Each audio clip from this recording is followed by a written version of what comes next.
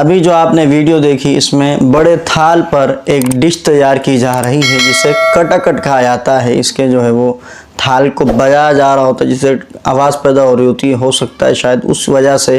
اس dish کو کٹا کٹ کہتے ہوں۔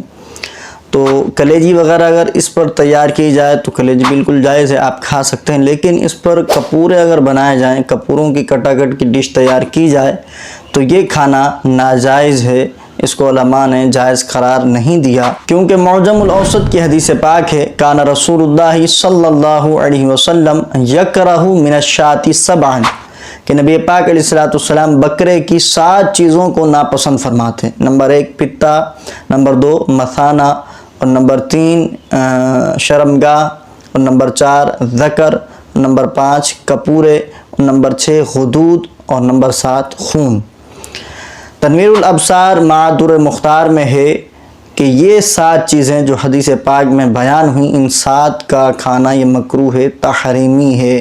ناجائز ہے، اور فتاوی عالمگیری میں اسے باقاعدہ ناجائز قرار دیا گیا ہے، اور اسی پر علماء کا فتویٰ ہے کہ یہ کھانا بالکل جائز نہیں ہے۔ تو میرے وہ مسلمان بھائی کہ جو کپوروں کی ڈش کو کٹا کٹ کو بڑے مزے سے، بڑے شوق سے لطف اندوز ہوتے ہوئے کھاتے ہیں، ان کو درس عبرت حاصل کرنا چاہیے کہ جس چیز کو نبی پاک علیہ السلام نے ناپسند فرمایا ہو، علماء نے اسے ناجائز قرار دیا ہو، اور پھر اس کے باوجود بندہ جو ہے وہ اسے شوق لے کر کھائے تو اس سے جو ہے وہ ڈوب مرنے کا مقام ہے۔ اللہ تعالیٰ تمام مسلمانوں کو عقل سلیم عطا فرمائے۔ ویڈیو اچھی لگی ہو تو لائک ضرور کیجیے گا، لیکن جو کٹا کٹ کھاتے ہیں،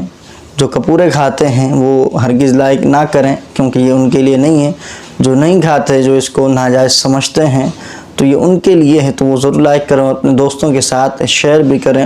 اور اس چینل پر اگر نئے ہیں تو چینل کو سبسکرائب ضرور کر دیں، کیونکہ شرعی معاملات میں، شرعی حوالے سے میں اسی طرح کی ویڈیوز آپ کو بھیجتا رہتا ہوں،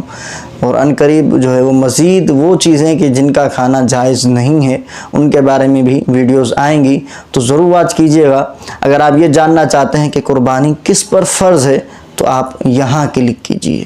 السلام علیکم ورحمۃ اللہ وبرکاتہ۔